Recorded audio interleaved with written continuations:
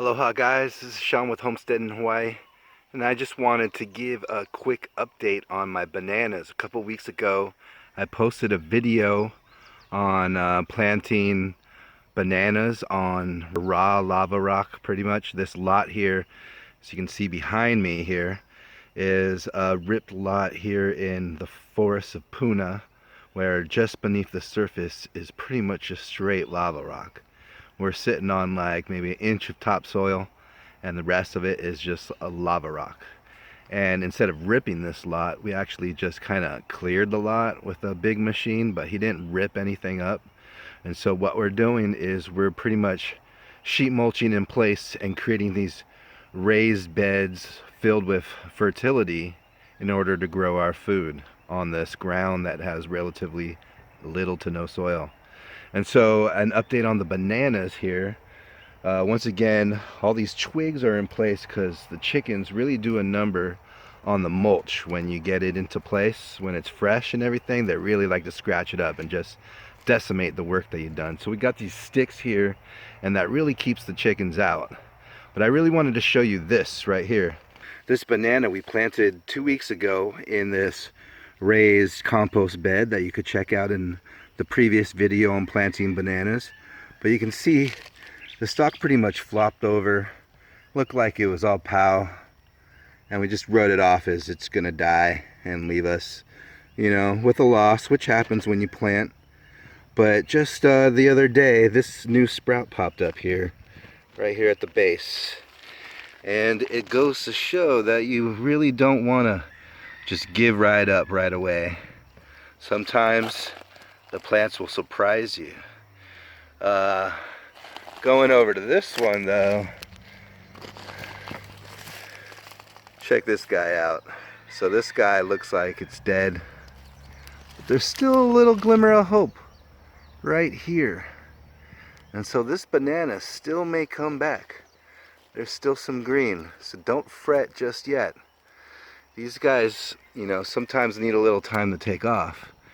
Here's one that's got some new growth going, seems to have caught hold. Hopefully it's doing fine, and these guys don't have bunchy top. Banana bunchy top is a big problem out here nowadays. It wasn't so much before, but bunchy top tends to stunt the growth of your bananas, and you gotta pretty much destroy your whole clump when you have bunchy top. And we got these bananas from people that claim they didn't have bunchy top, but it is always a possibility. But yeah, so sometimes, you know, this banana here is starting to take off. You can see lots of new growth on it.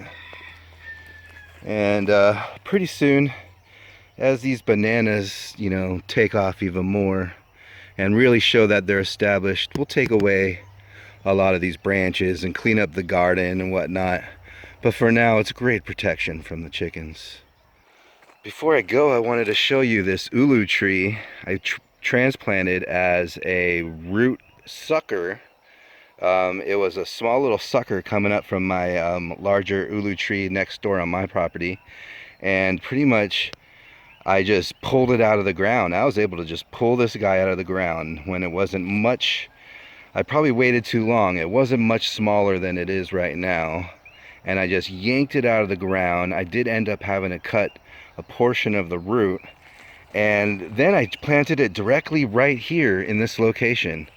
It's in full sun, as you can see, nothing around, and I probably did exactly what I shouldn't have done, because it suggested that these breadfruit trees are planted in the shade after you do something so drastic. But this guy, I just want to show, is living proof. It is coming back, and it is showing that plants are pretty hardy, and you can beat them up more than you really give yourself credit for, especially out here in Hawaii, where conditions tend to be a little more favorable to that. We get so much rainfall that it really kind of covers you when in times of neglect.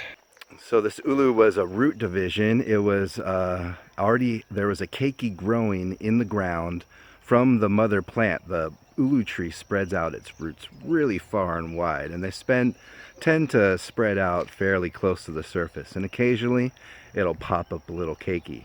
And that's what that guy is right back there.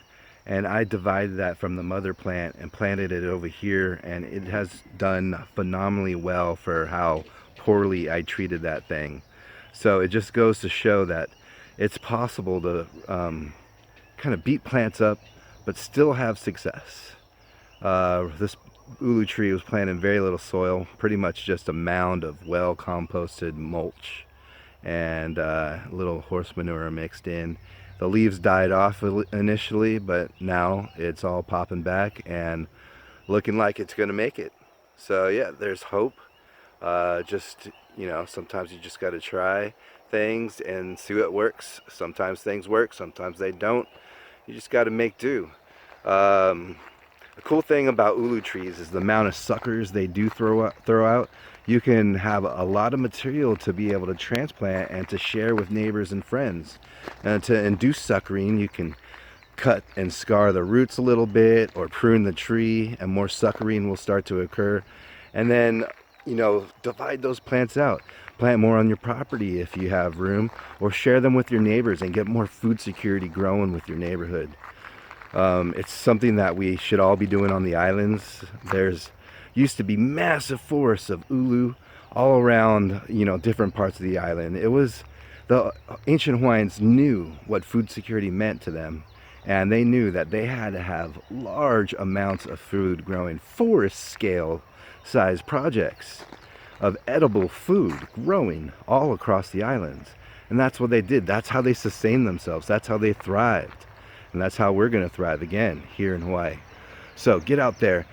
If you want to get to work and make some change where you live, just get in the garden and start growing things. And share with your neighbors and watch that abundance grow across all of the islands. I hope this video was a little helpful on this little checkup on the bananas and that ulu back there. If you have any questions, please let me know. This is my mom's property here. I built that home behind me over 2 years, single-handedly, all by myself. I had help installing sliding glass doors because they're pretty darn heavy.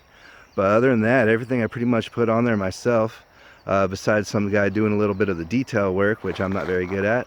But yeah, now I'm going to be able to develop this blank slate behind me and turn this to an edible food forest. I already did that at my place next door, and now we're going to be doing that here. So we're going to take you along on that journey on the development of this property and watch it grow over the next year or two and see how easy it can be to grow your own food. It's actually less work than mowing your lawn every day, in my opinion. I have less area to mow and only have to take care of my fruit trees once or twice a year.